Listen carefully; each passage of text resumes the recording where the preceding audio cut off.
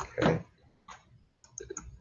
So I'm going to make a new file, and I think in going with my naming conventions for these examples, I'm just going to call it, you could call it if stuff or selection stuff. Let's just do if stuff and .py. Okay. So let's do just a little bit of a calculation where we do like a pass some values. I'll show you a couple of ways to do this. So let's do, I'm going to do a method to get the values. So I'm going to say get, I'm going to just say get numbers. I'm just trying to think of how I want to name these. All right, so this is going to be a method, and I'm just going to say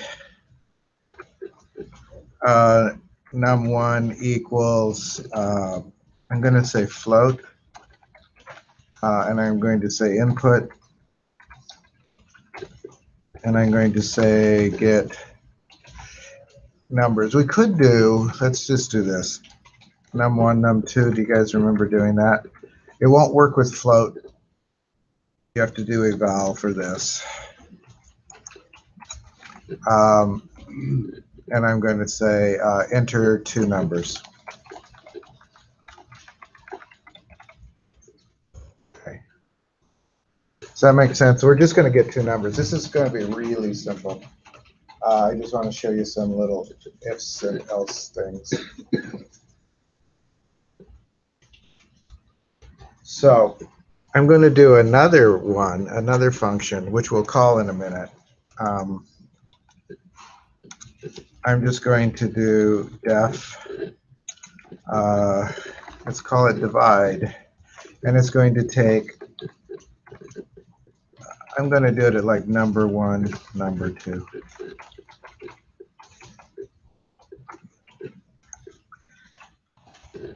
And I'm just going to say return number1 divided by number2. And up here, I'll call that by saying divide num1, num2. That makes sense? We did that before. All of this is a little bit extra, but as I said, I want to get you into the habit of thinking about functions. So then I'm going to, we'll do like a display. And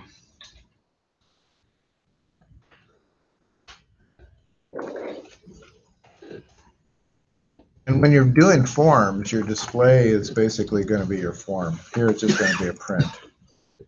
So I'm going to say answer.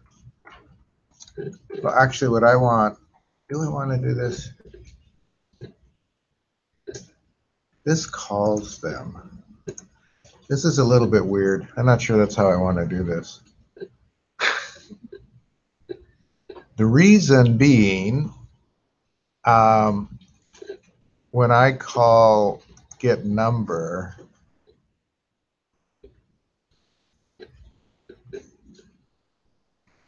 it calls this.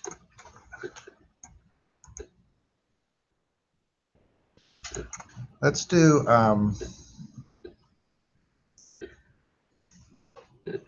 going to pass a display. I'm going to do two things. We're going to call the get number, and we're going to do answer equal, or could actually do answer, whatever, answer.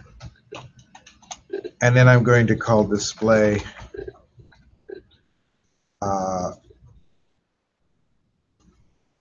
and we'll pass the answer to display. I was trying to keep from having to call divide twice because it would make it a problem. So we're calling two different functions here. We're calling the divide, and then we're getting the answer from that, and then we're passing that answer on to display. Does that make sense?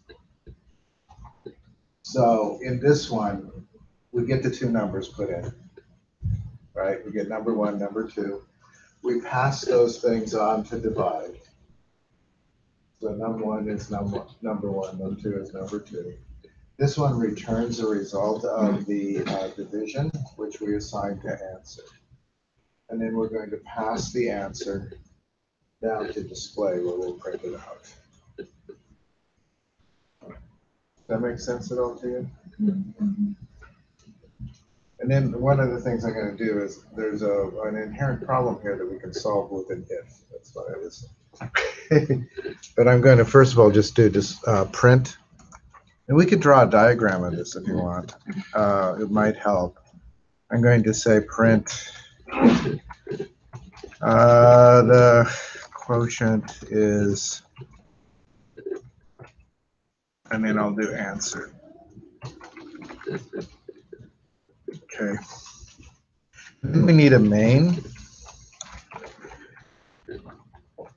So I'm going to do def main. And in the main, I'm going to call get numbers because it calls the other two. I'm just going to say get numbers. And then I'll call main. So let me walk from the top. Again, we could have done this in 2 lines, but I want to show you, get you the feeling for how functions work. So we have a function. Ideally, a function does one thing. This one gets the input.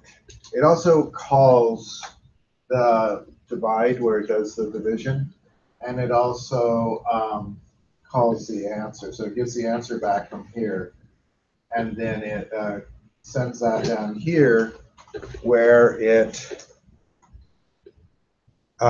prints out the answer. And then this one down here we define main. Main calls get numbers, which is at the top, right? Because it calls the other two. And then we call main, which needs a parenthesis there.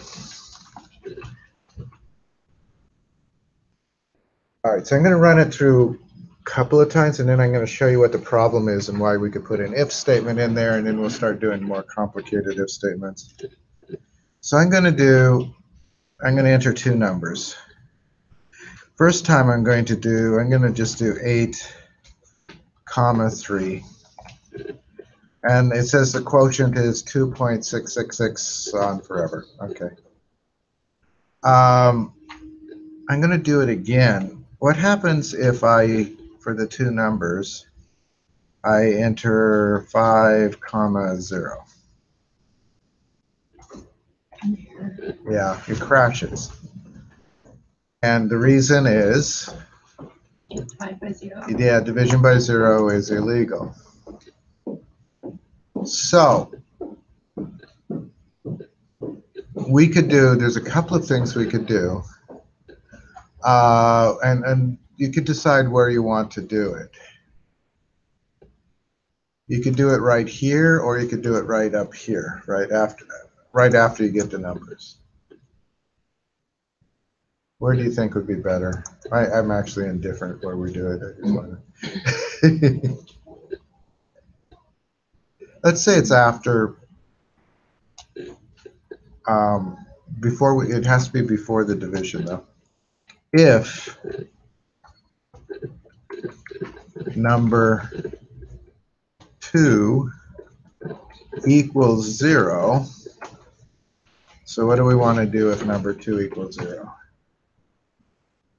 Print a message saying. We could do, yeah, print.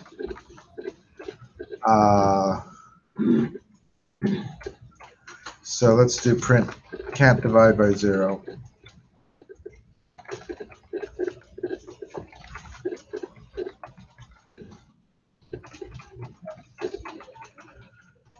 And inside of here, I'm also going to do a return. I'm not sure if I ever said when we do returns, return is the end of the program. So if we're inside of the if, and we hit this return, it's not going to do the division. If I didn't have this return in here, it would print out this message and then it would error out on the division. Does that make sense? Yeah. That goes for the loops too. Why? That goes for loops too. Yeah, if you put a return in it, it would end the loop. But it doesn't only end the loop, it ends the whole method, the whole function. Oh. There is a, I think in a loop there is a break, a keyword break that allows you to break out of the loop, where you can do an if, right? I'll show you a couple of ifs. I'm going to show you a couple of different ways to do this too. This is one way. So if we run this now, so I'm going to enter 5 and I will enter 0 again. And it just says can't divide by 0. The quotient is none. And what it does by none is that answer never got assigned a value. It's nice in that it doesn't crash on you. It just says none.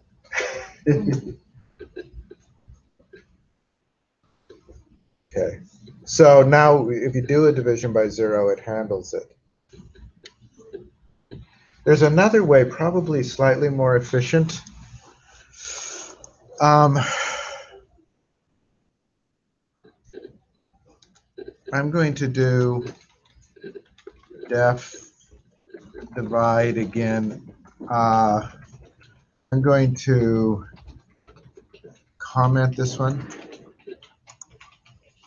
I've already forgotten the keystrokes for commenting everything.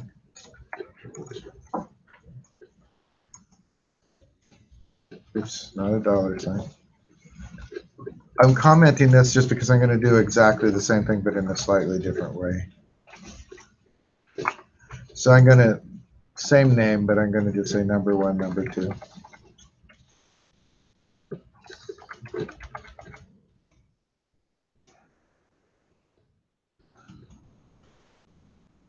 So I'm going to say if, so one of the things, notice the equal. Did you guys notice that? It's 2 equal signs. If you want equality, you need 2 equal signs. Otherwise, it assumes you're assigning it.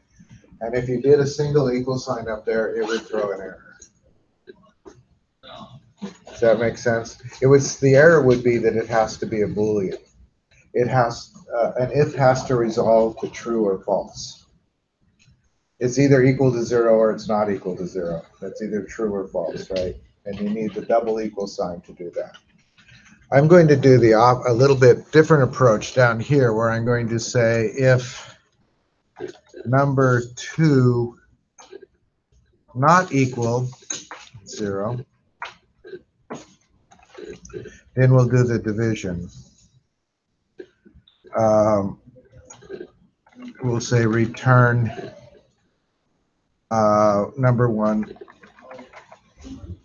divided by number 2. And then I'm going to show you, we'll do one other thing here. We'll do an else print can't divide by 0.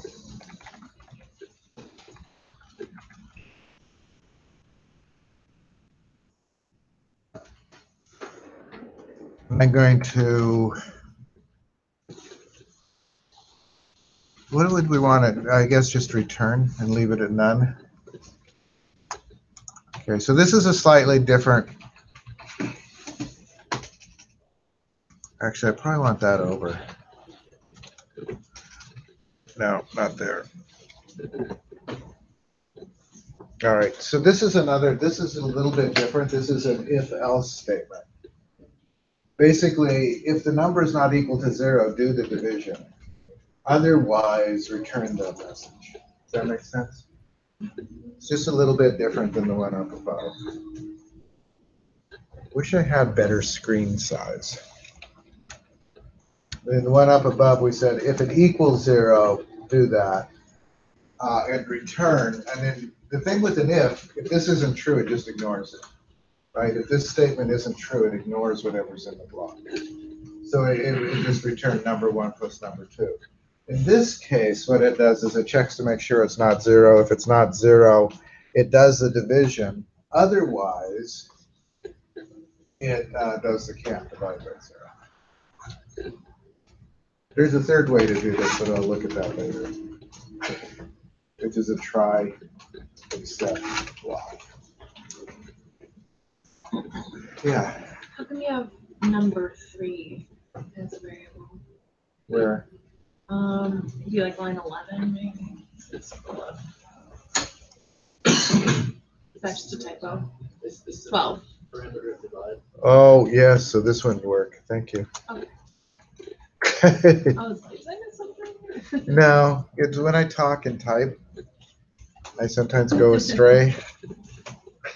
It's good that you guys have good eyes. So this will work exactly the same as the other one at this point. I just wanted to show if else, right? So we've done if and we've done if else. And I'll run it again. So I'm going to enter 2 numbers. First time I'll enter like 12, comma 3, which should give me 4. And then if I run it again, I will do 12, comma 0, and it will give me the can't divide by 0, and the quotient is not.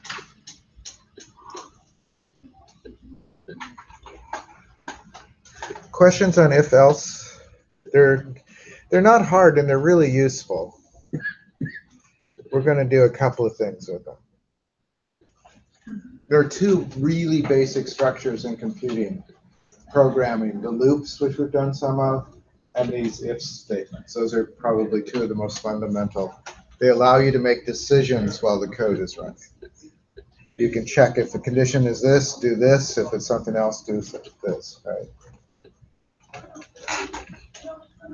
This is a real simple condition, but there could be other.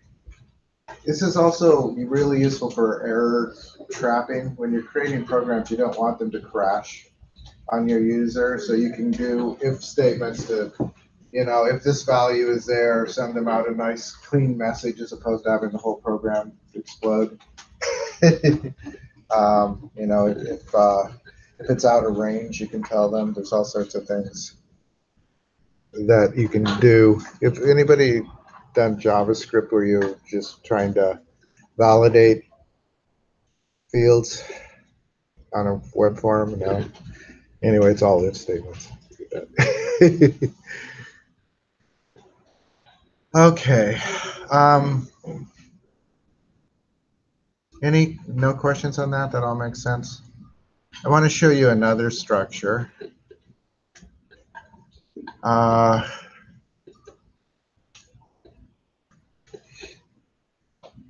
Trying to think of how I want to do this. I want to do the if, if. We did one before, right? When I showed you, but let's do another one. I think I want a new program. It's hard to figure out how to put that inside of here. So we'll start another one. I'll post all of these, of course. I'm going to call it elif stuff because I have no imagination today.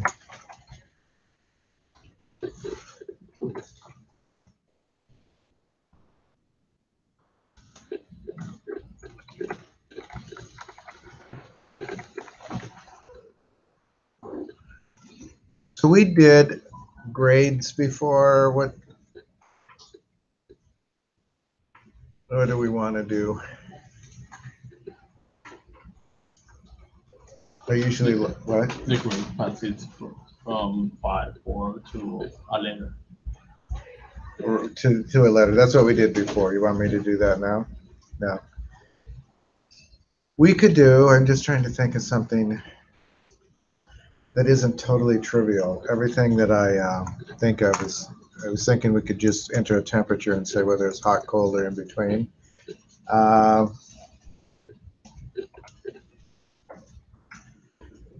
let's do a number. So I'm going to do, we're just going to look at a number.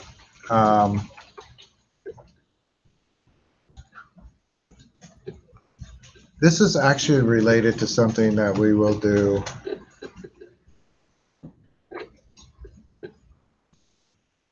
later. I might have to do a quick glance on how to do this, because I forget. 7. Yeah, he doesn't introduce this for a while, but I am going to.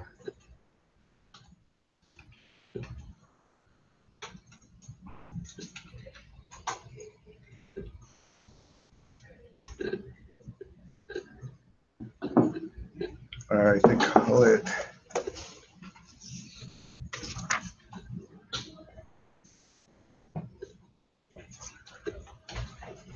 I'm going to import. So actually I'm going to do from random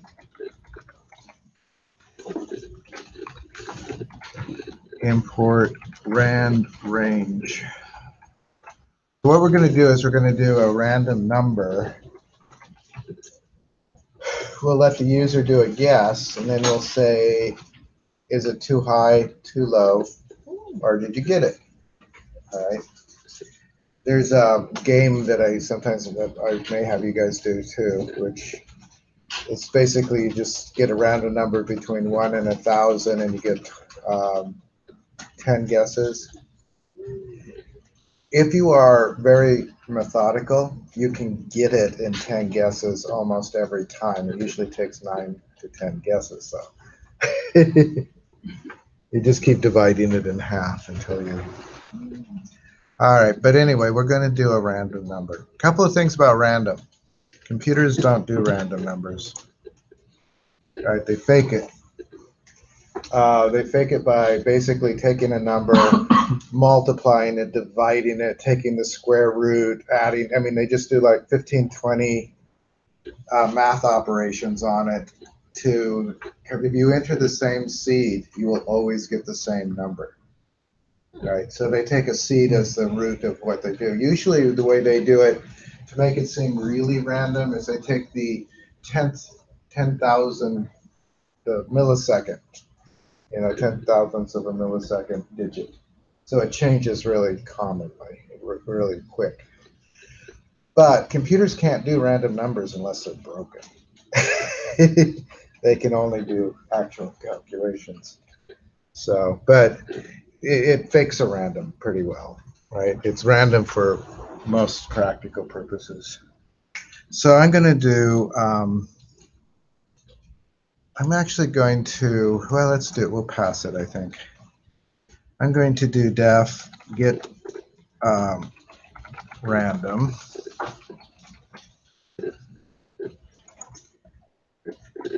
And I'm going to put a colon there. Return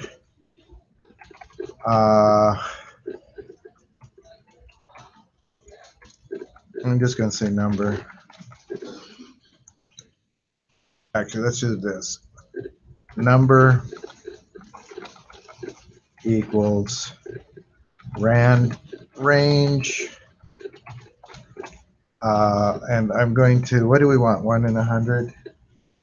So this is the range, right? It's going to return an integer between 1 and 100. And I think actually the top number it will return is 99. I don't think it includes the ends. All right, so that'll give us that. And I'll say return number.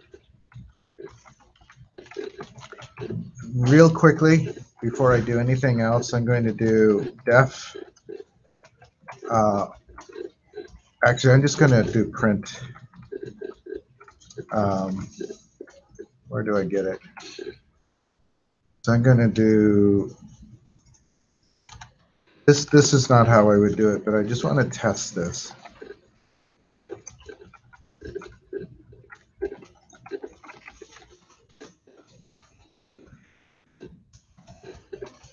Oops.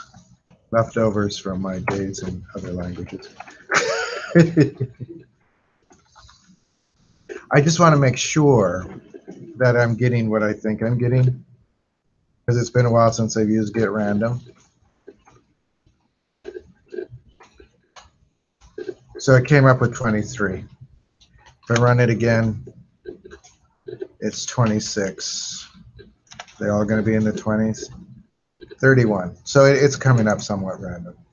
I just wanted to test that, and I will get rid of this, but it is not a bad idea if you're doing things to occasionally just run little tests, make sure that things are working the way you want up to this point, right? So I'm going to delete those, or do you just want to comment it out? I'll comment them. So, and I might put another comment on them later to say that these are just testing things.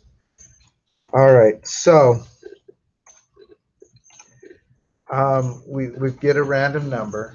Then we're going to get a guess. Now I wonder,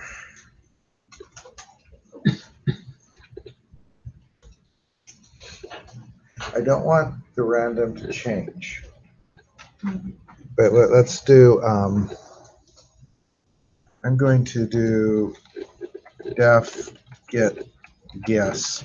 One of the dangers with doing a random like this is if you call it, it will change to a different number, and you'll never guess it because it's a moving target. So one of the solutions is to make it global, but I think I can do this.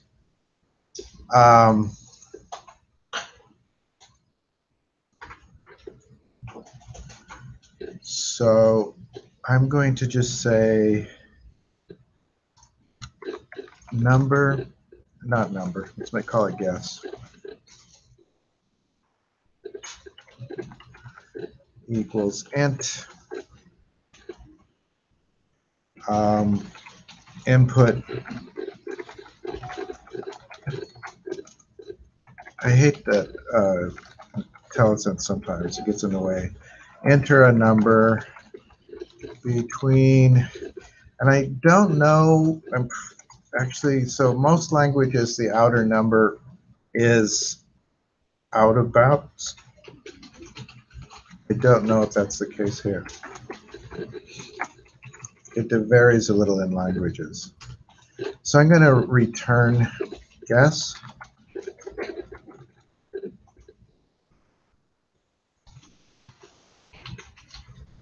All right.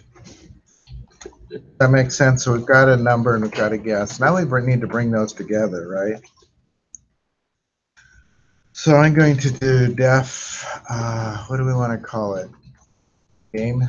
It's where we'll be doing the guessing.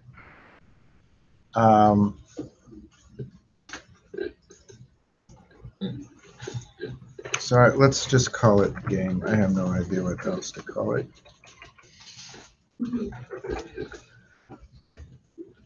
So first thing I'm going to do is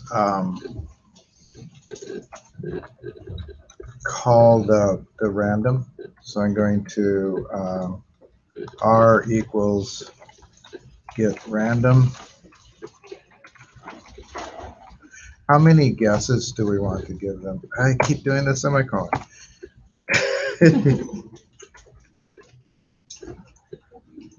5. 5 guesses. So I'm going to do something a little weird here, but oh sure. So I'm going to say for I for I range 5.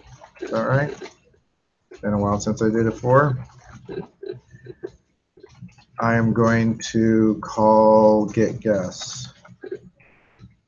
And I want a number, so let's do G equals get guess. And then I'm going to call a function we haven't written yet, which will be, what do we want to call it?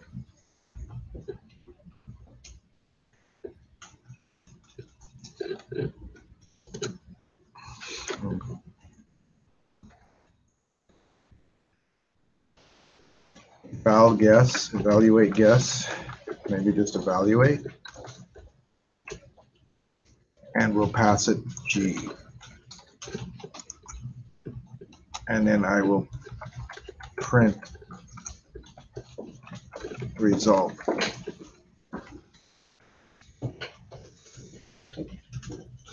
So that's our for loop. It's fairly long.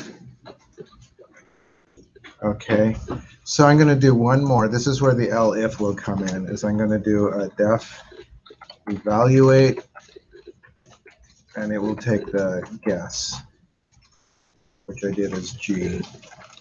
Is that making sense? I'll walk through this. Again, I think the if is less important in this structure, function structure right now. So I'm going to say if G is greater than, we also need to pass R, I guess.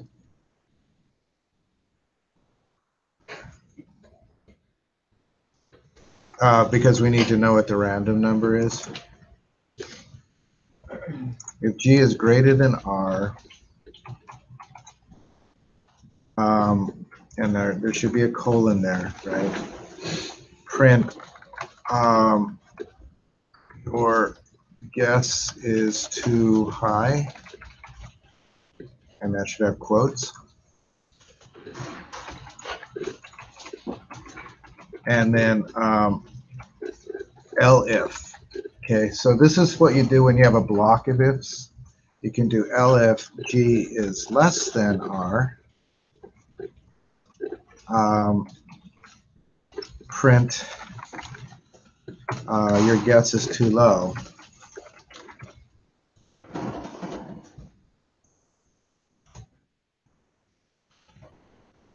And then I'm going to do an else. Else's don't have any arguments, right? Else you don't put any values like greater than. This would be equal to, right? Because it's either greater than, less than, or equal to. Those are the only three possibilities. So I'll print congratulations, you won the game or something. I'll just write congratulations. So this is L, and you can have as many elifs as you want, right? You can do if, elif, elif, elif, elif.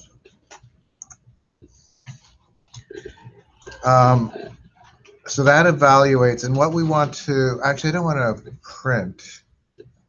I want to, let's do result equal, because we're printing it up above. I just realized what I was doing, so let's get rid of the end parentheses too.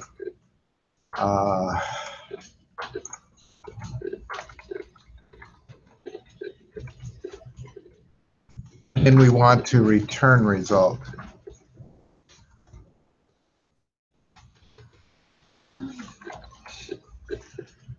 Because we're going to print the result up here.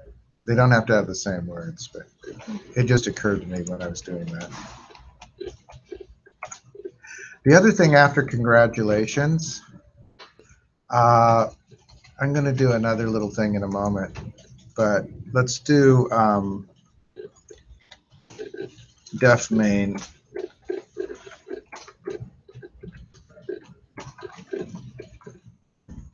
And I think the one we need to call here is game, right? So we just need to call game. And I'm also going to then call main. And we'll maybe draw a picture of this one in a minute. So this is the only thing that I could see. So let's walk through it from the top, and then I'll give you. So we're getting the random number, right? And we did need to import it because it's not part of there naturally. So we just imported from the random library. We got randrage. So we're getting the random number. This is a method that gets the guess. It just does enter an input and it returns the guess. In the game, what we do is we get the random to start the game. We give them 5 guesses, right? So that we get the guess. We send the guess to evaluate, right? And it compares the values and it does a result, and then it passes that result back up here where we print it out. The only thing is that in the loop, what if the result is correct? You don't want to keep looping. So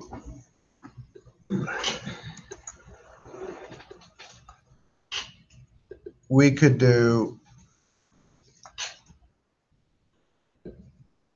I'm going to do it right here. If result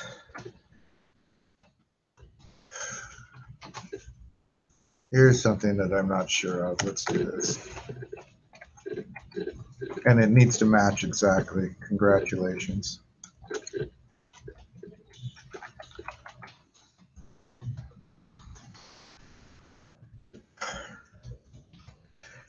Break. I want to break out of the loop. But I do not see.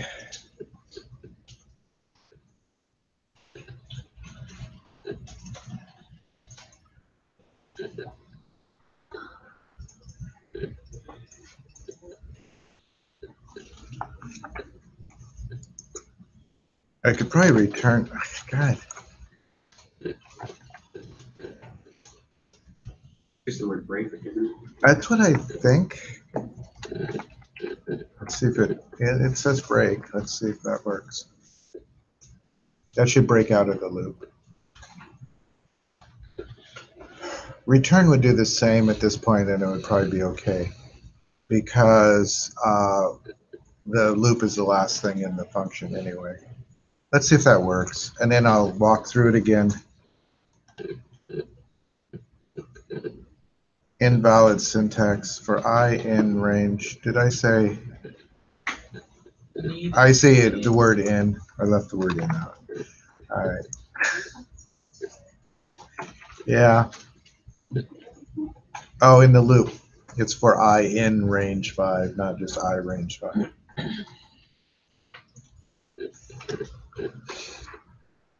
So enter a number between 1 and 100. I didn't leave myself any space, so I'm going to do 50. And it crashed. Where did it crash? When it called game, elif stuff pi line and 30 in result.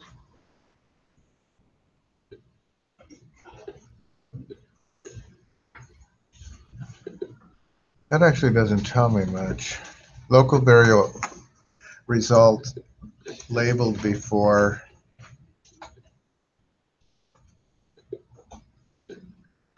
Oh, you know what? This is pretty easy. I just have to say result equals. I have to give it an initial value. And I spelled it wrong too.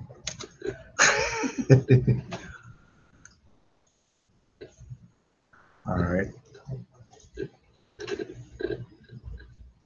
All right, so I'm going to do 50. Your guess is too high, so I'm going to do 25. Guess is too high. Half of 25 is about 12. So it's between 12 and 25. Or it's between 12 and what? 12 and 25. So 21, 18, 19. I got it.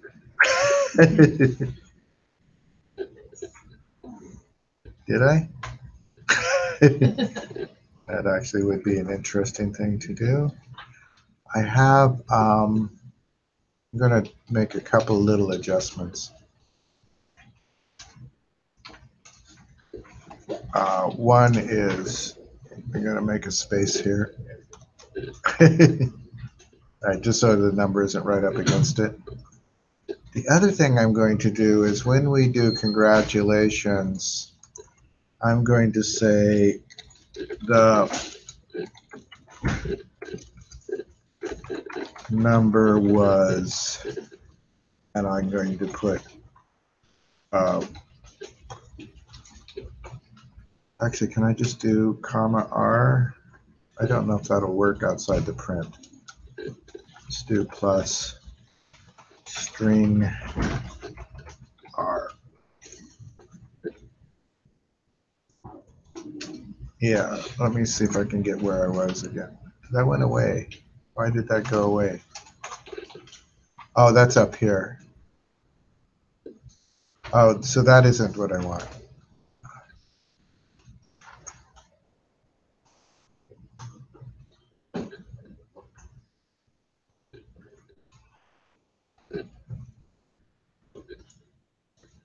I'm going to, because if I do that, that won't match.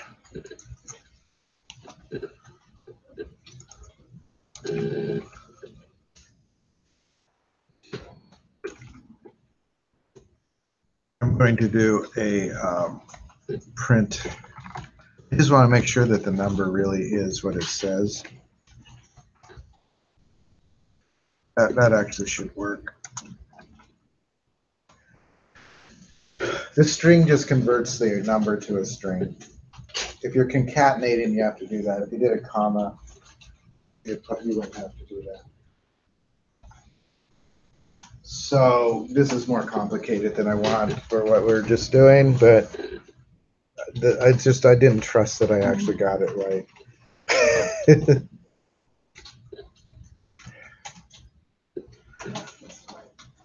So what I'm doing is I'm printing out what the number was because I didn't trust that I got it right. And that way I can check.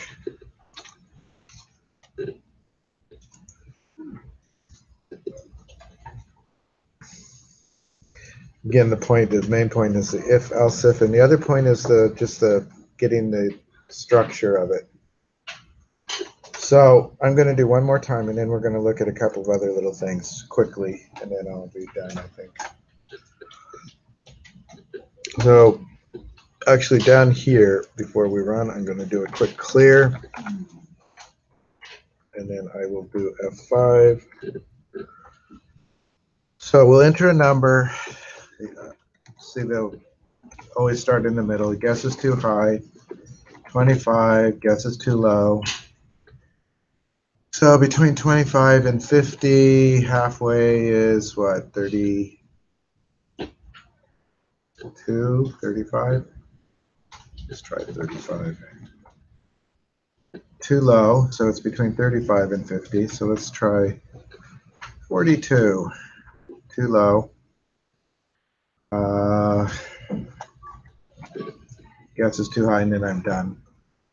I don't know what the number was, but it didn't come out correct, so that's okay. I could print out elsewhere. Just have the number print out at the end if you want to. All right. Questions on that? That was way complicated, more than I meant it to be. One thing, though, I will post this, and this is, there is a peer exercise, which is to kind of do this guessing game. So this gives you a pretty good start to it. Can you just go so I can see the game? Yeah. Oh, okay. There it is. So game calls the get random, right? We get the random number. It calls the get guess. We're in a loop, so we get 5 guesses. You can change that number if you wanted it to be 10 guesses or whatever. We get a result from the evaluate method, which is down here, which just checks to see if it's greater than, less than, or equal to. And then it comes back with that result, and we print it. If the result equals congratulations, and it's always tricky matching strings, because they are case sensitive, everything has to be exact. But I just wanted to break out if we got it right, because otherwise it would just keep looping even though we got it right. Yeah. Right, so the part where it says print, the number was the string, so if it's low, high, or, That's down below. this is only strictly for the, if you actually, So this only works if you actually get the number. right, And then it will print the number was and the string. The string is just turning this number into a string character string so that you can concatenate there. right, so that part only defines the, It only, yeah, nothing here happens unless, these only happen if it's true that you match. Every time I make a guess, it just returns none. Same. So you have result right up here and you have evaluate and you're passing G and R down. And then in this, I did the result equals empty string. And then result, return result. Do you do return result at the end? No. That's the noun, I think. Same. Okay. Um, Yeah. It just keeps telling me that I have some kind of valid syntax for line 20, and I corrected it, and it's still supposed to be here.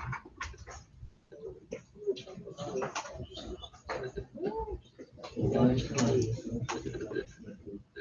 You have break. I don't know about this, That is okay. but it's not like that.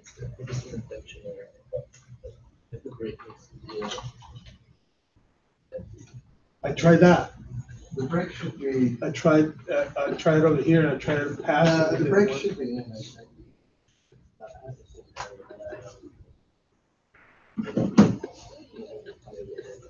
Yeah, it's under there, but this one is not. It's under there? Yeah, that's okay. So line 20, print result. What did it say? It says. Value to big Y, line 20, break. So it says something.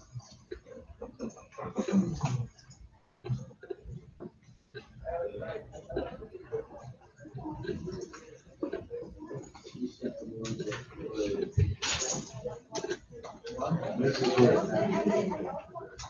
Yeah.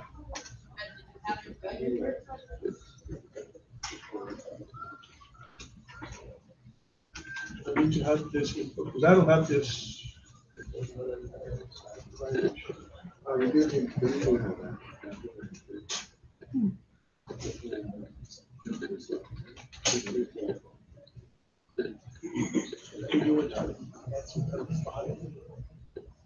No, this is it. Let's just say.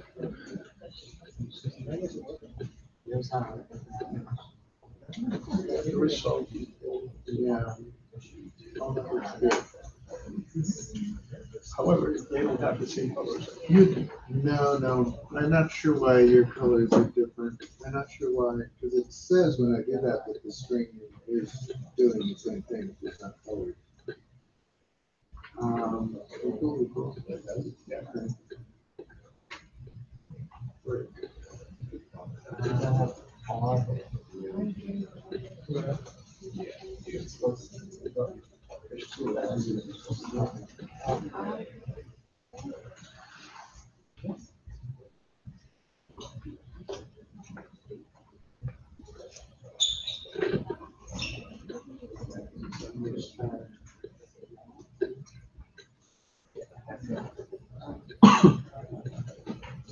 I can do is I can cut this and run it on this one. We'll see if it runs in idle. It should run here, it should run. It looks good. Yeah, I did. This is like something else. The file.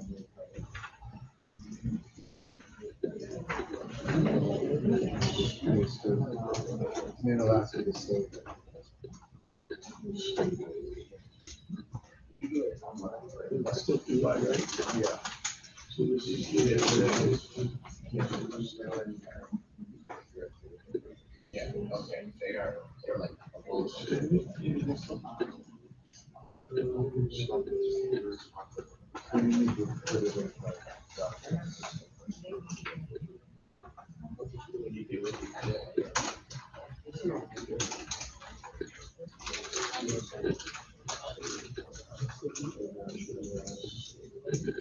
Did you get the import on it? Yeah. Yeah, I think it's down.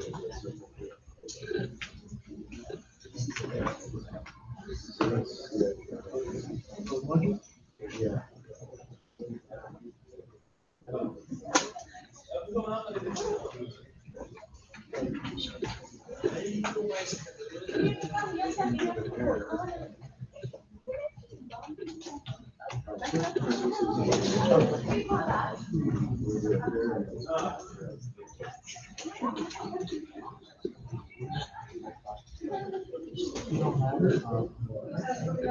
That may be the problem.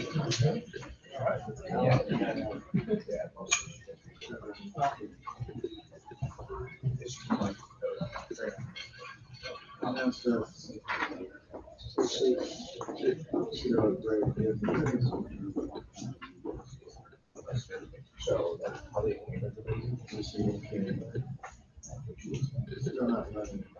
Yeah.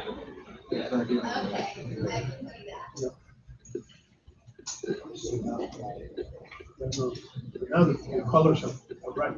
Yeah. Game. Oh, game is parentheses.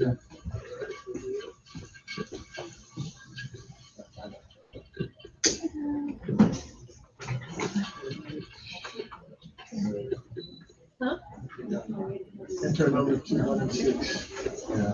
So game parentheses. And it might work in the other one with those. I don't know though. All right. Other questions on this? As I said, it's kind of complicated the way it did. It did. It says enter number for 200 and 100. Okay. When in the other one too, when you did the game. Yeah. And then Okay. it says enter number 2. Sometimes the error falls at a wrong, weird place. So basically, after the 5 guesses, is it done? What? Like after, Yeah, it's after the 5 guesses. It's done. you never get to know the real number one. You could put that in there. Oh, You could, after the 5 guesses, you could just print out the number. Yeah. All right. So let's see. So you need to call me. You need to call them. This is fine.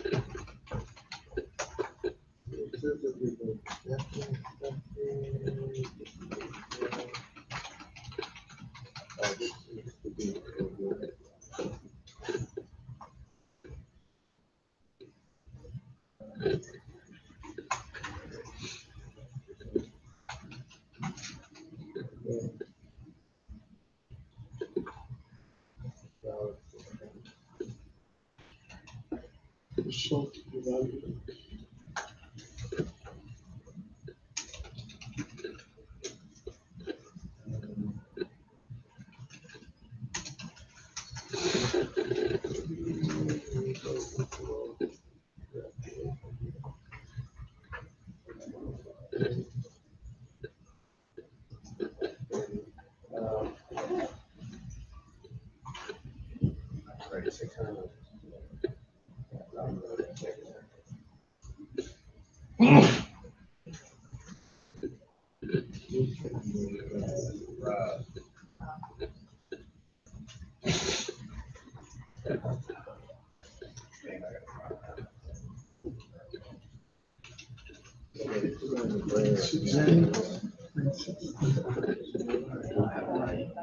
So the street, That one.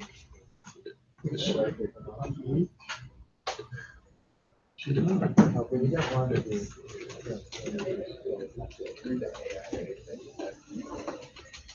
I want to do a couple other things here real quickly too.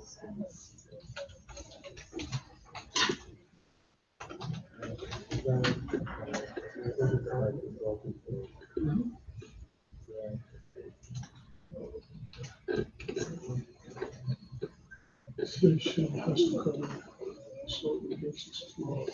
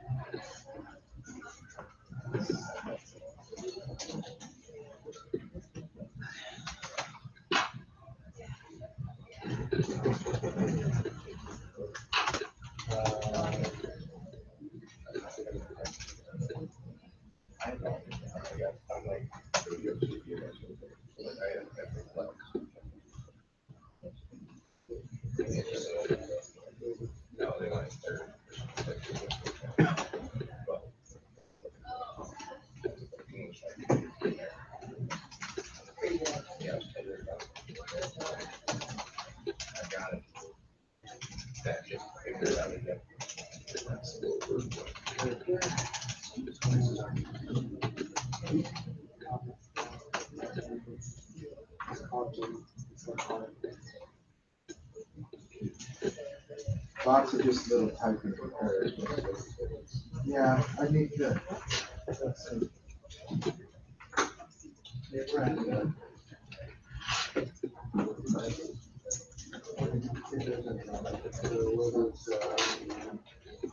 No, it's because this is a lowercase and that has an uppercase. One of them has to be an uppercase.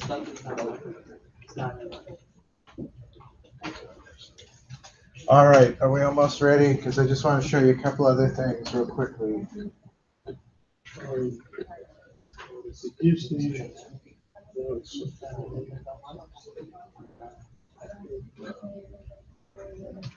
we need to take this off. Yeah, get rid of that part. Just to, And then the last one, and get rid of, so they need to be equal. equal. Yeah, and same one. Not sure. Result, result, Yeah, that's good. and the result here equals return equals. Yeah, that's good. No, not returning, but just returning. There you go. So,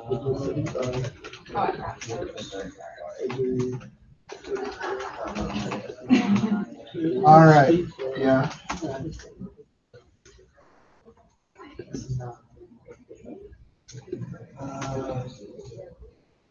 We need to call me. Yeah, that was me. They won't run without us.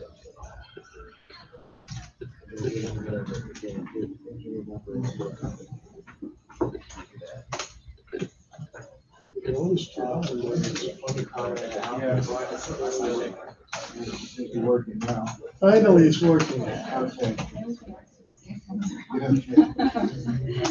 Yeah. All right. All I wanted to show,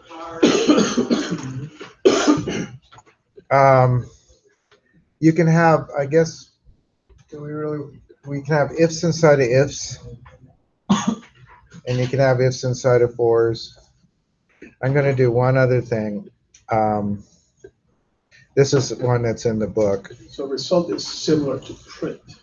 Well, result is just assigning a value to a string value to a variable, right? So we're just getting the result to a variable. We're returning that variable, and then we're getting it up here. After we call this, we get the result here, and then we can print it out. The thing is, by assigning it to a variable, you can have which phrase is assigned to it depends on the if, which one is true. So the first one, for example, the first input is, let's say, a number 58. That's G. Right, that's the guess. R is the random number. So if it's greater than the random number, your guess is too high. If you're less than it, then your guess is too low. Otherwise, it has to be equal to it. It's either greater than, less than, or equal. So I'm going to show you one other thing, as I said, and then maybe a try thing, and then we'll call this good. These aren't that hard. I mean, the thing with ifs is, as I said, you can have ifs inside of ifs inside of ifs. Then they get a little bit weird, but you can do that. I mean, one is you can test an outer condition, like if the number is greater than 0, right? And then you can do something with it if it's, make decisions inside of that if, as knowing that it is greater than 0, or you wouldn't have got inside. I mean, you can do all sorts of ifs inside of ifs. I'm going to do, though, so I'm going to make a new file. I will post all of these. So I want a new file. I'm just going to do this as, let's call it find max pi. And what I'm going to do is I'm going to put an if inside of a loop. Does that make sense?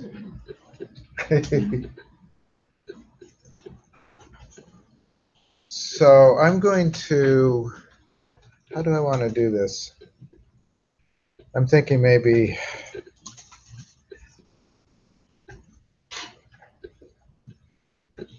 let's just do, I'm going to not do the functions here, although we could and I would. But let's just do this bare. I'm going to create a list equals square, and I'm just going to put random numbers in here.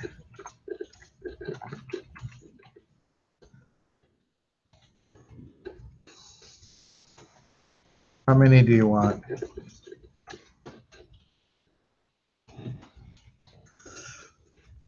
One, two, three, four, five, six, seven.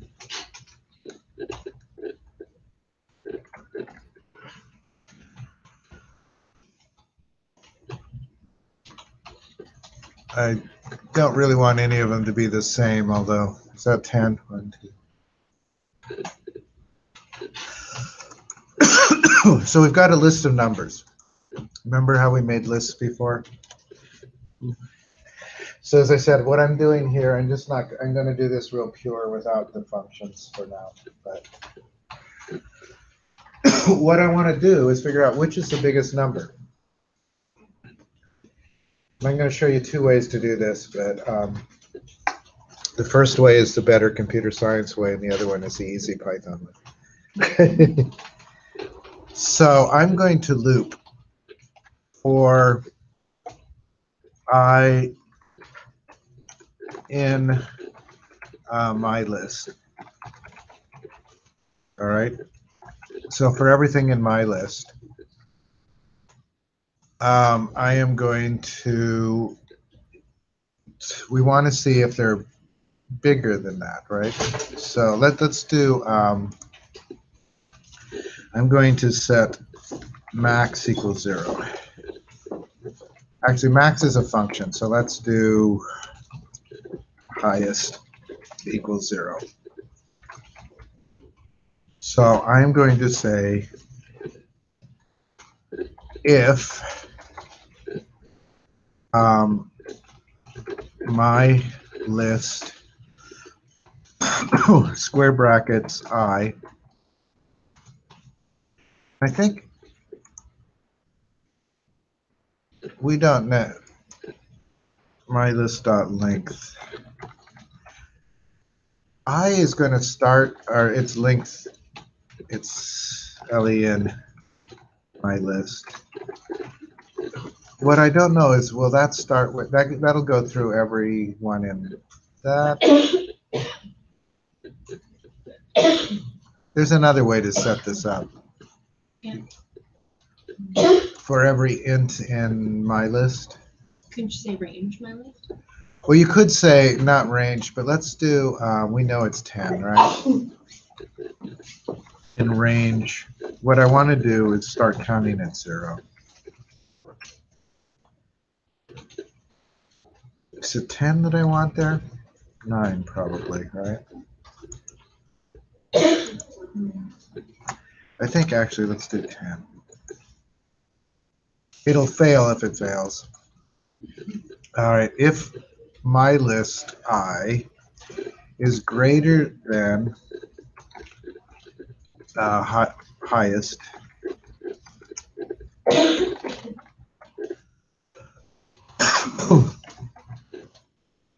then we're going to just say highest equals my list I. Does that make sense to you guys?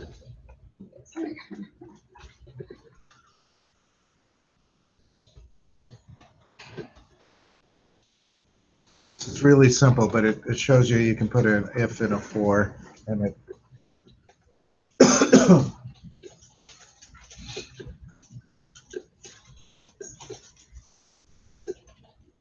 so what it's doing is it's going to loop through the things, right? If it's going to look at each number, it's going to look at the first one. Is 3 higher than 0? Yes, so now 3 will be highest. It'll look at the second. Is 5 higher than 3? Yes, so 5 will be highest. Yeah. The L on the list is capital. So Oh. Up there, no. Good eye. Because the other two, I'll just be consistent up there. So it's basically going to compare each number, and if the number is higher than the last one, it'll assign it the highest. If it's not, it'll ignore it, right? So it's going to go through, and it's just going to compare numbers until it's got only the highest one left. If I run this, the highest number is 31, right? That's what it printed out.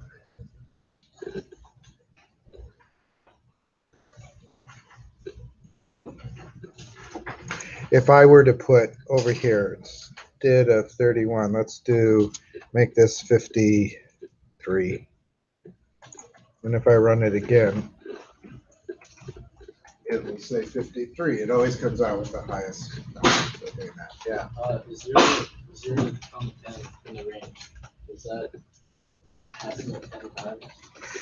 Yeah, so I think what happens with the range, and this is confusing because it's not like other languages. 0 is the starting point. This isn't the ending point, it's how many loops. So what we're saying is we're going to start at 0, but we're going to do 10 loops. So it'll go 9, because 9 will be the highest value. In other languages, you would be saying you're going from 0 to 10, and you would get an out of bounds error at the end of the loop, because 10 is actually beyond the end of the loop if you're counting only the index numbers. And that confused me because that's how other languages work. But in Python, this is just the number of loops pure, not dependent on your starting. We don't use it if we have a list. So if you want a list, yeah, you want to start at 0 because the lists start indexing at 0. If I didn't do that, I think we would lose one of the numbers. We could test that, but I'm pretty sure we'd lose the first number in the list. I'm sure you covered this before, but for I in range, what is Yeah. I? It's a variable that's a counter. What is it short for anything? It's usually just for integer, because the counter is an integer. You could write the word counter here, and then just put the counter there and counter there. I mean, it is it doesn't matter what you name it, but I is fairly traditional. Okay, so you could use anything. You could use anything there. So why is highest 0 again? At the beginning, I have to give it an initial value. Okay. You can't go through here and compare it if it doesn't have a value. Right? You can't compare to none. For database people, you can't compare to null. right? So you can't compare to nothing. So you have to assign it some sort of value. And you want to assign it the lowest possible value so that you can, accumulate the highest. If I assigned this as 30 and the highest number was 23, it would never get there. It would never find it. So you usually assign it at 0. So I, it's got to. So the first time I runs, it's 0. And the list is, this is 0, 1, 2, 3, 4, 5, 6, 7, 8, 9. All right. As I said, in Python, this is just the number of loops, irregardless of where you start. But we're starting at 0. We want to make sure that we start at 0, otherwise we leave this first number out. I'm curious, it might actually, if we did 10 and left that first number out, let's leave it out and see what we get. So I'm going to do something here. So right now we have 53. Let's make this like 63, so it's the highest number. Does it see the 0 if I just do range 10? It did. So it actually seems to start it. It seems to work. As I said, Python has these magic things that don't make sense to me. So you don't have to start it at 0, I guess, because it did see the 63. Question? Would it be better, instead of setting the highest to 0, to set it to the 0 index of the list? Yeah, so the that question would be it's if like range all is negative 0. numbers or something, and it Or doesn't 1. input for output. Oh. 0 is the max. Or if you're being min or something like that. You could do that. I mean, you could do, let's try that.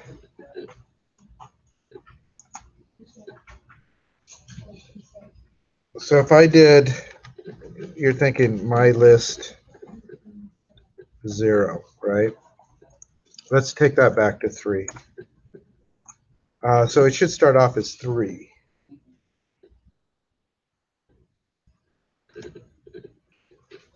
It still works, 53. That might be better. I never thought about negative numbers. But you could do that. I mean, if we did, say that instead of 53, this was a minus 53. If we started at 0, well, it still wouldn't be greater then. It would still ignore it. But if they were all negative numbers, yeah. That's actually not a bad idea. That's a nice subtle addition there.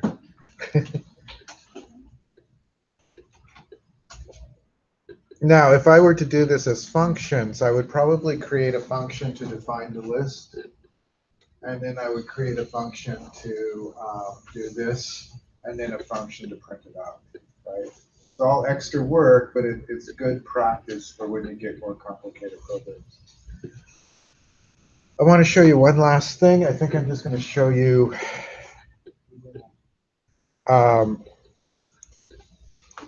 what I did earlier testing it. So I'm not sure what I need to save, but I'm going to save something. So when I go to files, I did earlier today, I did a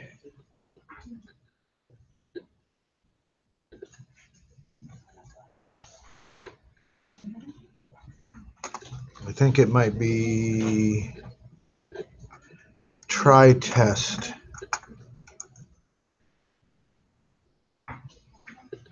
At the last of the book, this is a output. This is basically testing 0, right? Division by 0. I just did number one float.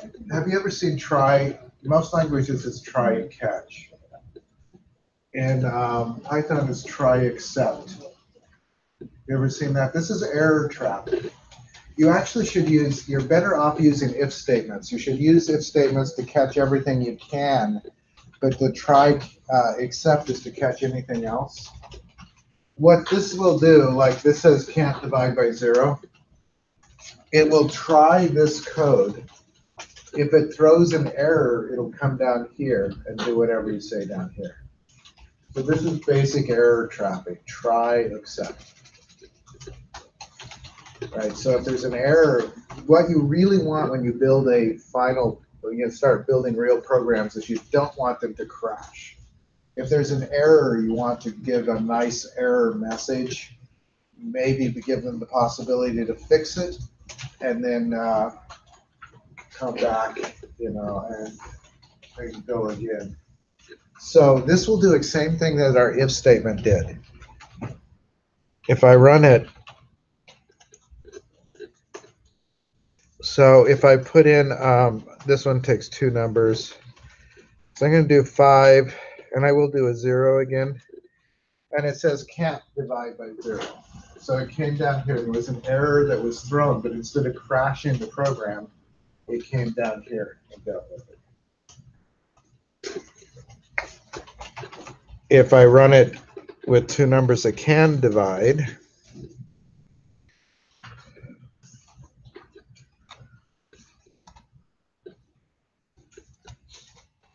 then it just gives the answer because there was no error thrown. So try accept. I just want to mention it. I'm not going to go into it much. All right. There's one other thing I want you guys to do. But any questions on that?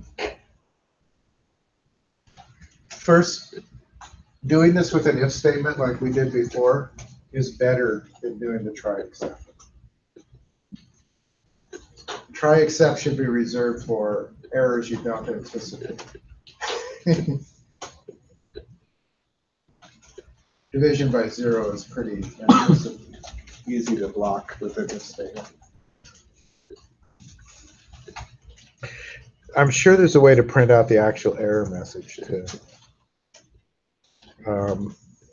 which I'll look into. I have one last thing for you guys to do, and we'll call it good. But I need to open up Canvas.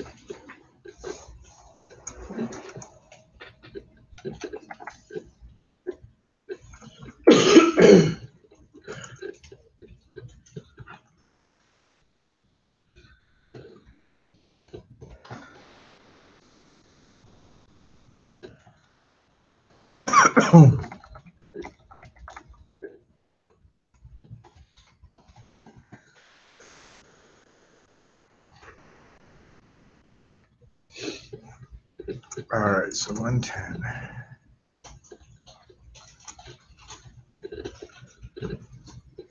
So I want to go to the peer assignment.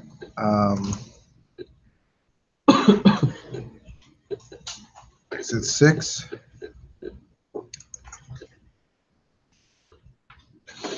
Yeah, so this is calculate a person's weekly wage.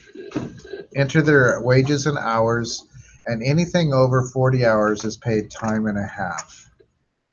So why don't I give you a little while to try that? It takes an if statement, right? The hours are under 40 or they're over 40. This is for weekly hours, and if you have a pay, you pay twice, time and a half for anything over 40 hours. You need that up again. So you want to, let me make it bigger too. So calculate a person's weekly wage. You want to enter their wages and hours, and anything over 40 is paid time and a half. And we'll do this together in a little bit, but let's give you guys a shot at it.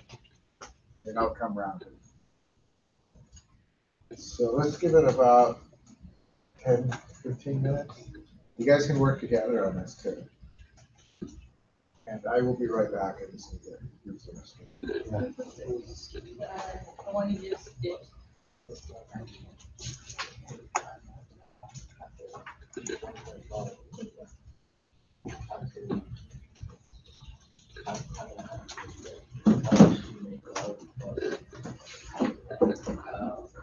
Pearson at 6 or 5? Pearson at 6? 6.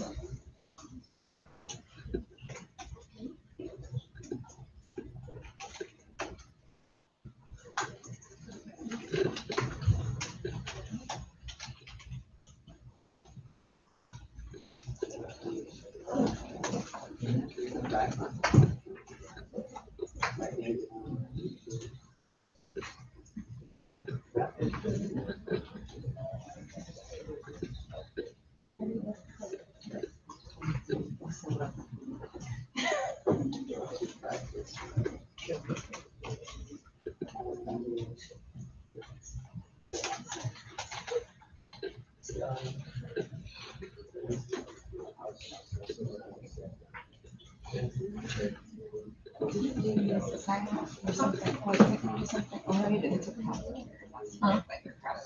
Yeah. Did you use it? How much you wanna make? So John, your name. Sure. How much you wanna make it? Yeah, I looked at something that we did like the 1 week million? before or something. Okay, what's your, Yeah, there's a good example that was pretty similar, but I have to do that. So. $20. You work 25 hours. yeah. Hourly pay is 20, we get paid. That's all right. Sorry, I can't. It's okay. You want to 25. What's your number of hours? 25 hours.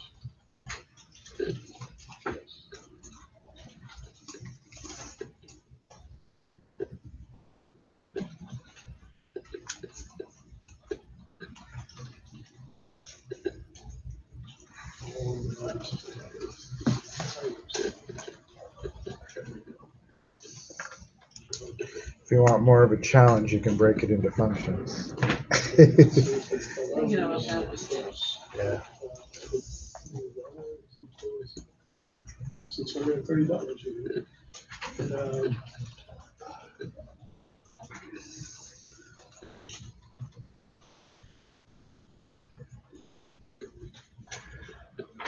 So. If.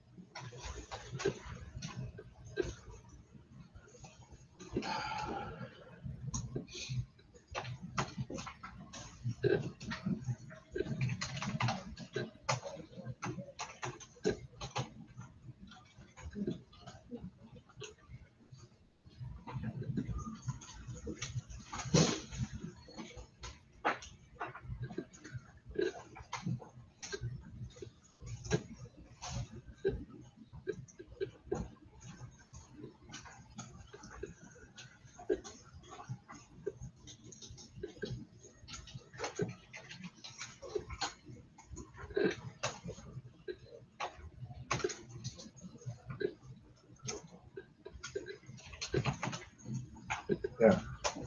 We have a curve function and then we have to do the comma. Will it allow you to return actually correct on it? No question. Yeah. So, under the issue, so what you put in this file, You need a colon. right here, right here? After the, not here, after the. Oh, It's a block. Colon. do there. See, so it works. So, but I should be able to do both, right? So, See, there's a second. So, here's number of people in the movie. I think it has to be, inside the block. Inside, no, except you do that.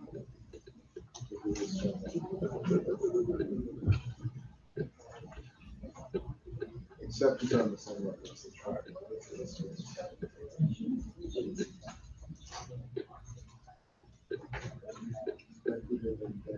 Oh, and then these will be under the air.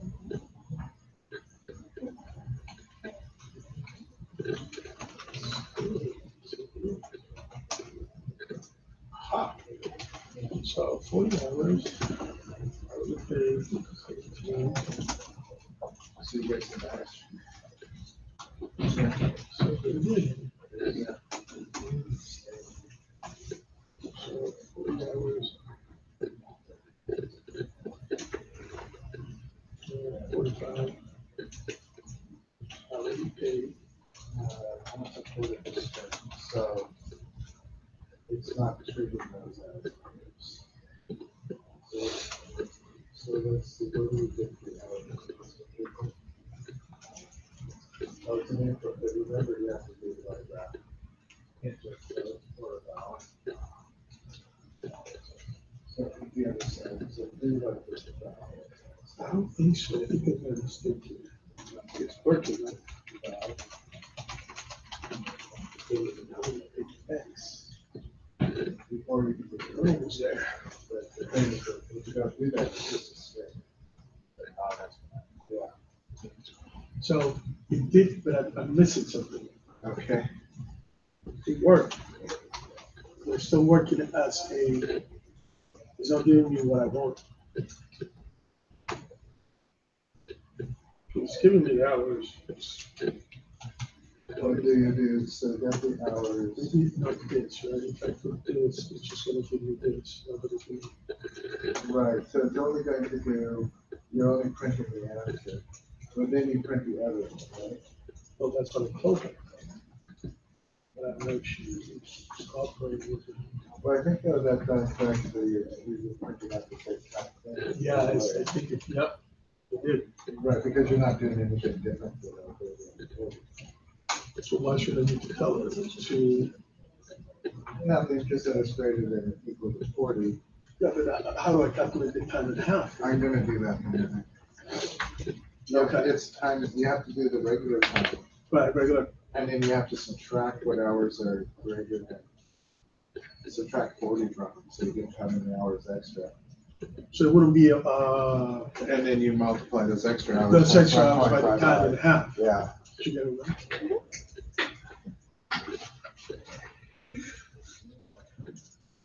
Basically, this would be the normal way if it Oh, you wasn't did overtime. Okay, there's. And then, time.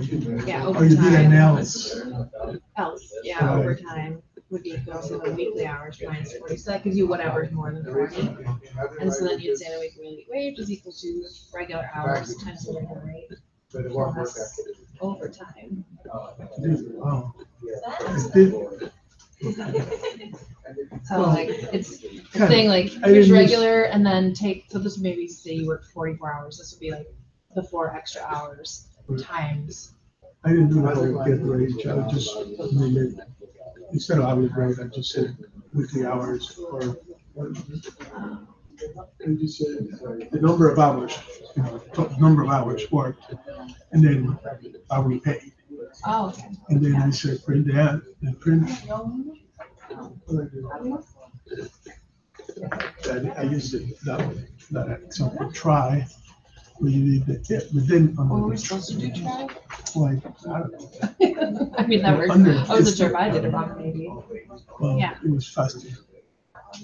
But this is the same. This is how I did to get the weekly hours, the normal, on the Right, 40. yeah, So this is weekly.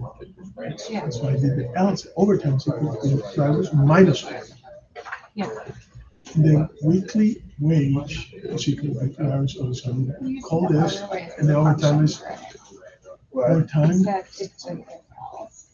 Hourly rate plus time and a half. Well, there are some. Awesome. Shall we do it, or you guys need another few minutes? Does that make sense? Yeah. Okay. So you did call the hourly, the weekly hours. You want another You couple called minutes? the overtime. You said it was hours minus 40, And then you find out how much overtime. So maybe like a third. which is for the plus time. You got it. Not quite. You will. We'll see. Yeah. All right, so I'm gonna do it. I'm gonna do it with functions. So I'm gonna add a new file. And I guess what I'll call it is overtime pie.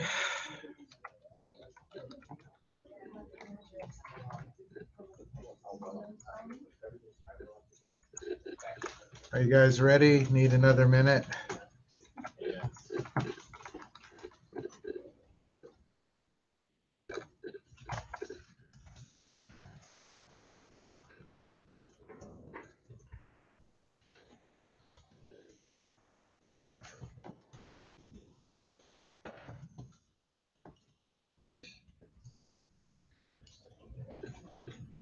So there are multiple ways to do this.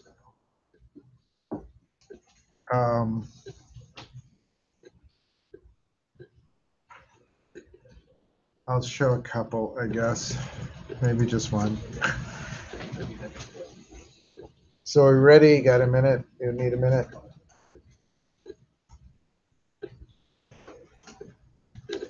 So the first thing, if I'm doing it in functions, one way to always think about these is like input, calculation, output. Right? That's what all programs do. The first thing to do is get your inputs. So I'm going to just do def get hour. Well, let's do get wage. And I'm just going to do wage equals, I'm going to do float, input, enter your hourly wage. And I'll return wage, right? So we do that.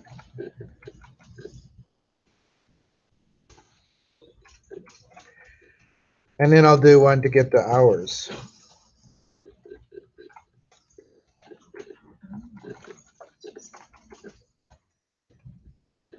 And it'll be just about exactly the same. So out of an abundance of laziness, I'm going to copy that, paste it, and just change it to hours. And hours, so your hours and hours. The danger with copy and pasting is if you forget to make all the changes, right? So I've got two methods, get wage, get hours. So then I'm going to do one, again, get your inputs, do your calculations, do your outputs. That's every program ever written. Now, again, the inputs could be really complicated and coming from complex sources.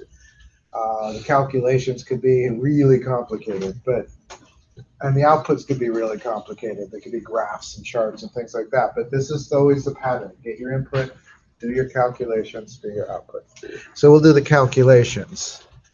So I'm going to call this def calculate pay. All right, so I'm going to, first of all, I'm going to just do we need to get our hours, right? So I'm going to do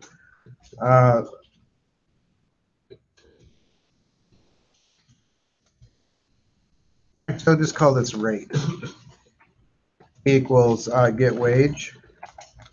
All right, so we're getting the wage. And then we need the hours equals get hours.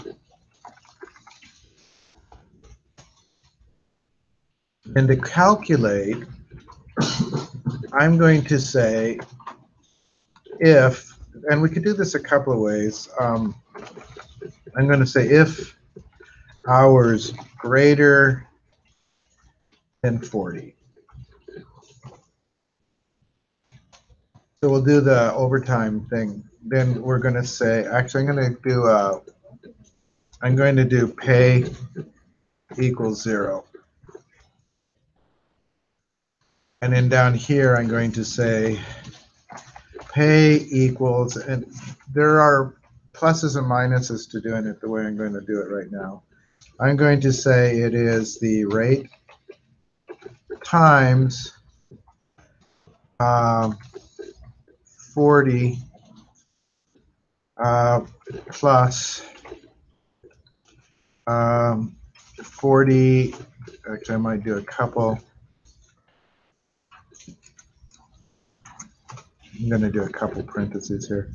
Then I'm going to say hours minus 40 times 1.5. Now this gives you everything in one nice equation, but that doesn't actually separate out overtime from regular pay for you. It just gives you a big bulk sum. So you might want to do it as separate equations so that you can see how much is regular pay, how much is overtime pay. I'll do that in a moment. Does that make sense though?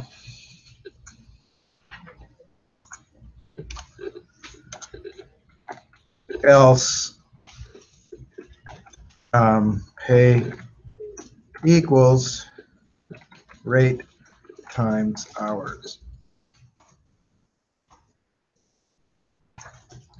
And then I would return pay.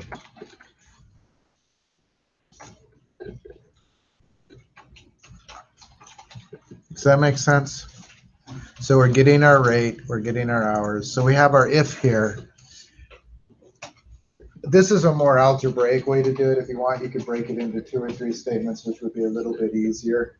Do you want me to break it into multiple statements, or do you want to do it that way? So the rate is the rate of pay times 40. That's assumed if it's overtime, right? So we're getting that. And then we're going to add whatever hours are greater than 40. So if it's 45, we subtract 40 from 45, that'll give us 5 times 1.5, which is time and a half. The other way to do it would be, I'll just comment it, I'll leave it as is. I would probably do, I don't know how I would want to return it though. It would be a little bit different. I would want to do regular pay. So you might do pay and overtime. Equals 0. OT equals 0. And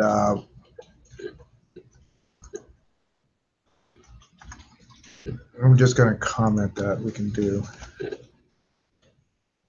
Maybe we can do this. Maybe I'll comment this one. So I'm going to do pay equals rate times hours.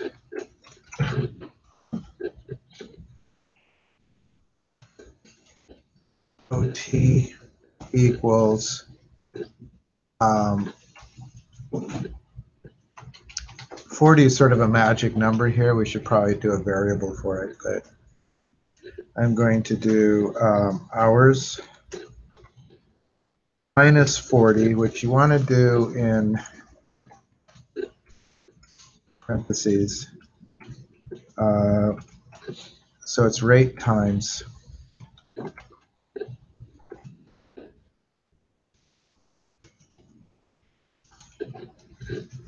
times 1.5. Pay is actually going to be, we would want this to be regular pay. Let's do regular pay.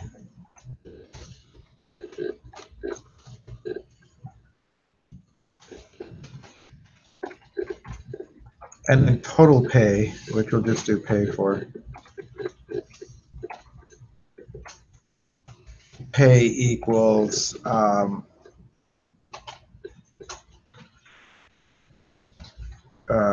OT, reg pay plus OT.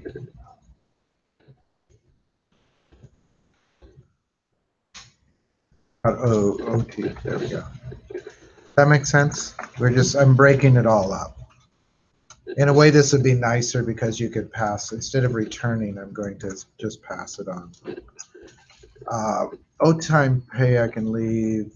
Pay equals rate times hours. And I'm going to say reg pay. Actually, I'm going to do reg pay equals rate times hours. And I'm just going to say pay equals reg pay. Overtime is already 0, so we can be. Does that make sense? This way, what I'm going to do is then I'm going to call display, and I'm going to pass it reg pay, OT, and pay.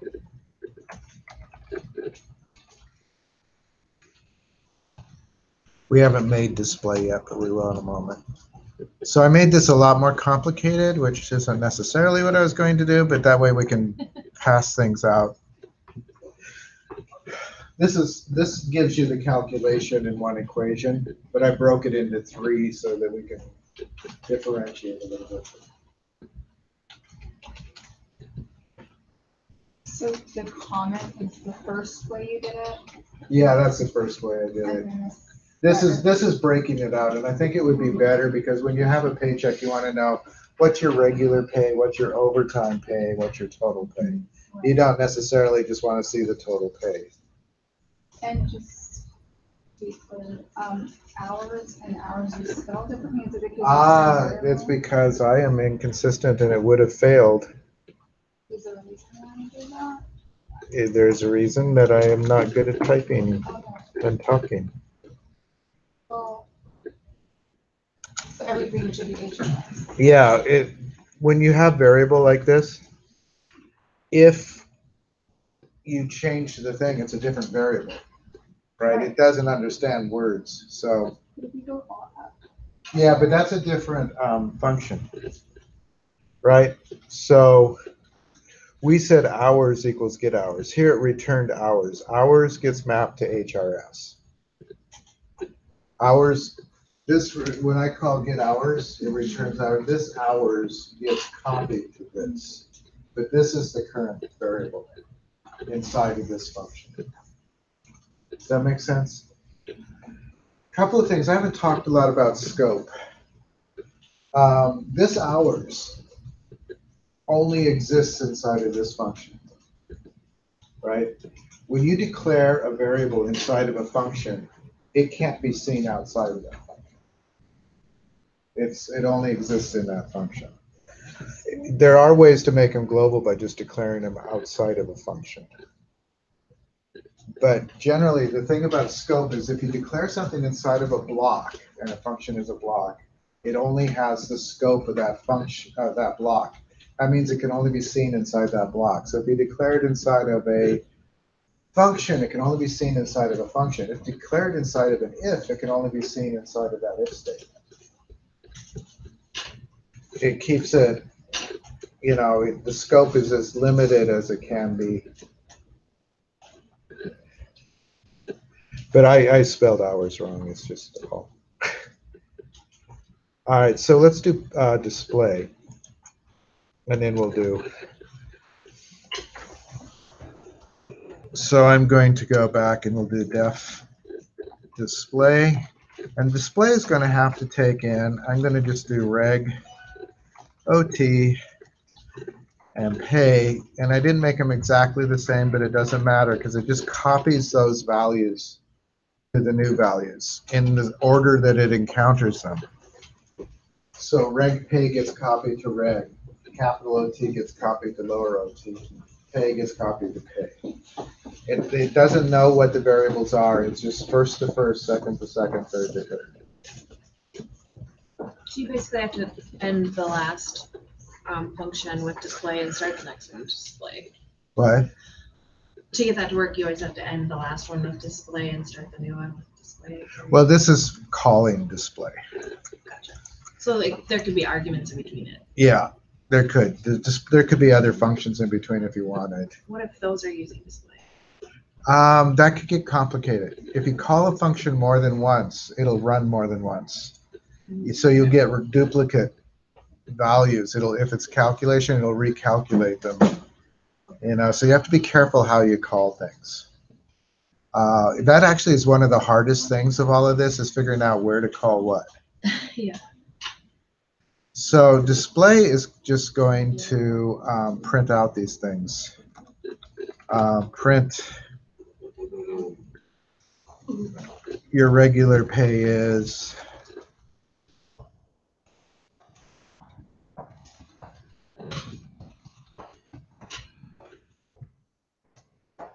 And then I'll just do reg.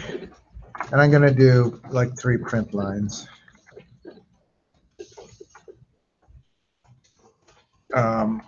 Whoa. Your overtime pay is.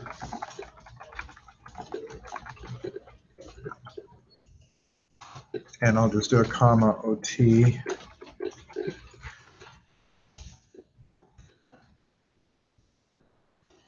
And then I'll do your total pay is.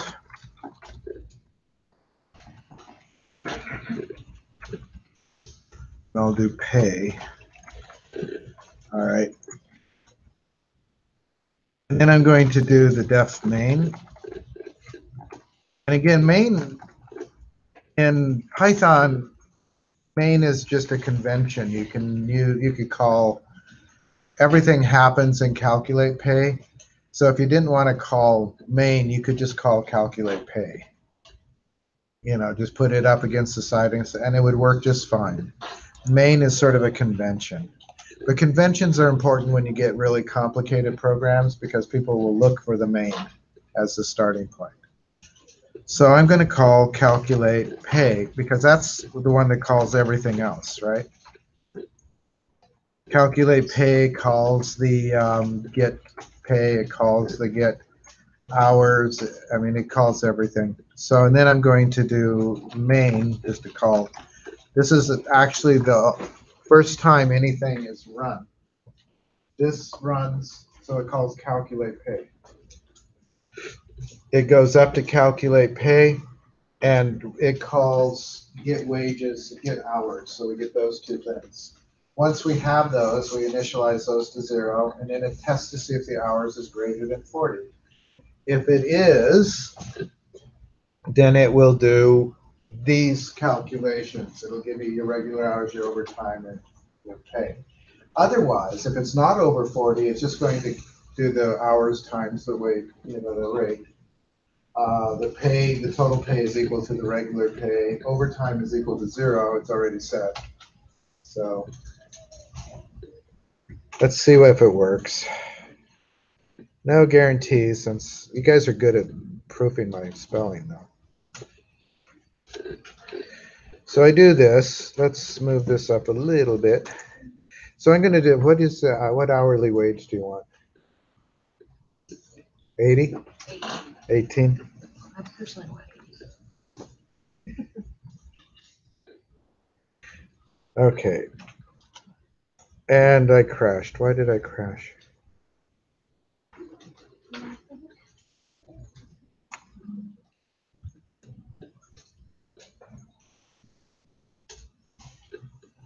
Get hours is not defined. Did I spell it differently? I think so. I think hours and then they said hour.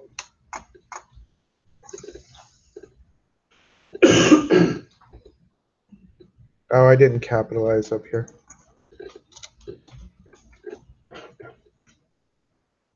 All right, let's try again. Not pay, I want clear.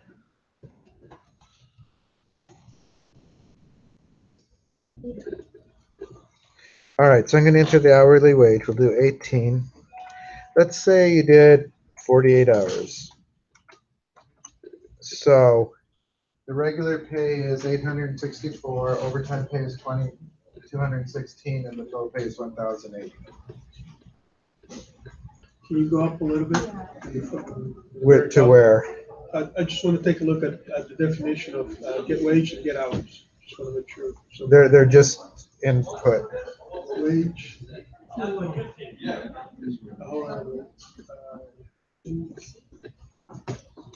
Hours. I'm going to post all of these online. Sorry. Yeah. Scrolling a little bit down. I wanted to check out the my public pay. I think it was a lot cheaper.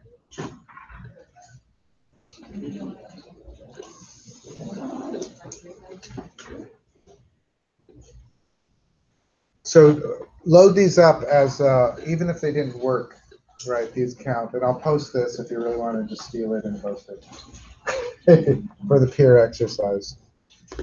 I'll start posting these things in just a second. Mine wasn't working, so I think it's define regular pay. Sorry, define. Calculate pay with codes now. And then look what I did. I can't. Where did it say? I feel like it was regular pay. Was it regular pay? Oh, yeah, reg pay needs to be in there with the zero too. So I'm gonna put that in there. Yeah, that's probably where it's failing. So, because if you go up here,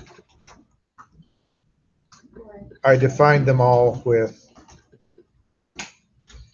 if you define it inside the if here, it's only visible inside of this if. So when you try to pass it on later, it'll fail. So just reg pay equals 0. Do you know why it's still failing? I'm not really sure. I added this right now. All right, so what does it say? Oh,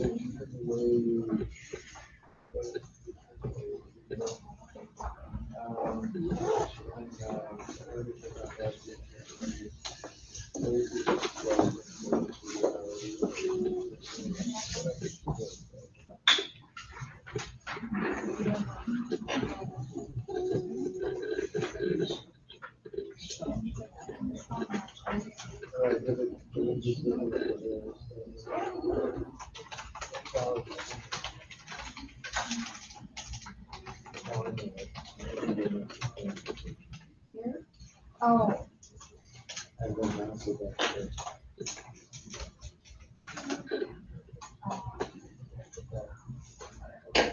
And I think that's. But we're down to the calculate. does your calculator know? Yeah, that's fine. So let's put that. These are not indented properly. Yeah, well, you don't need that, but these need to come back to that one.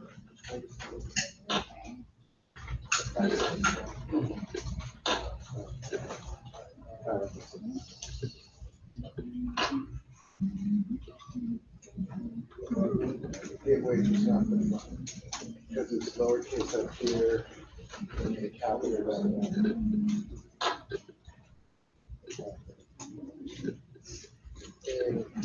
Hopefully the rest will work. All right, I'm gonna post these. And I'm gonna stop the video, which has been running, I don't know.